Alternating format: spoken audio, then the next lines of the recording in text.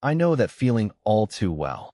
You scroll through endless listings, see a sleek digital console with a handful of glowing reviews, add it to your cart, only to find that once it's in your hands, the workflow feels clunky, the routing options are limited, or the sound just doesn't live up to the hype.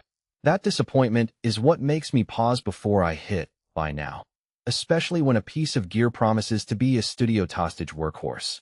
Link is in the description if you want to check the product details on Amazon.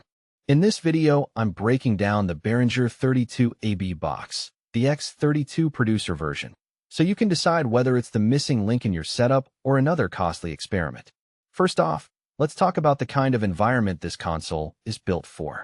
The X32 line has been a staple for project studios, small to medium live rigs, and even some housey of worship installations. What sets the 32AB box apart is that it's a rack-mountable version of the classic X32, keeping the same 40 input channels and 25 mix buses, but fitting into a 19-inch rack.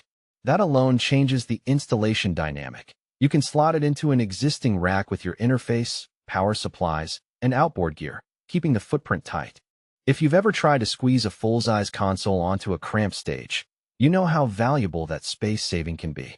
Now, who should actually consider this unit? If you're a freelance audio engineer who runs a hybrid studio/road workflow, the 32AB box makes a lot of sense. You get the same MIDAS-designed preamps that have earned a reputation for low noise, detailed capture, essential when you're tracking a vocalist or an acoustic instrument that demands nuance.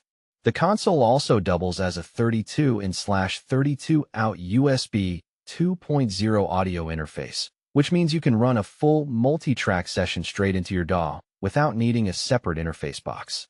For someone who wants to record a live band, pull the multi-tracks into Pro Tools or Logic and then mix on the same machine. That integration cuts down on latency and cabling headaches.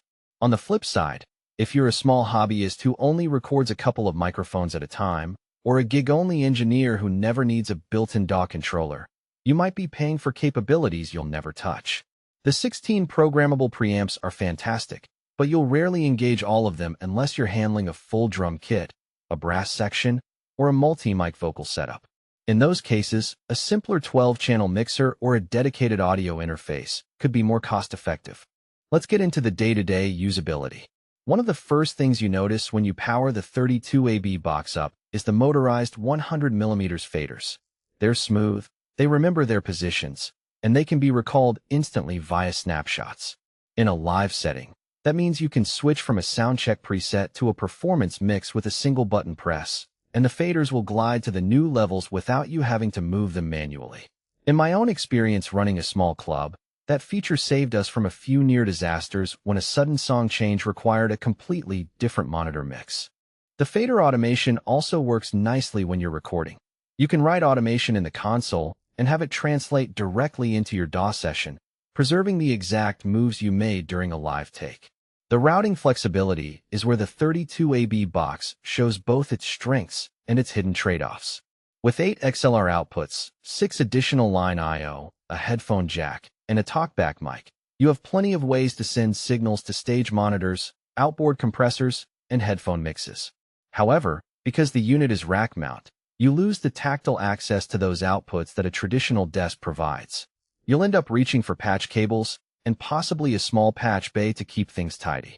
If you're used to grabbing a physical knob or moving a dedicated output knob on a desk, the need to dive into the screen menu for every routing tweak can feel slower.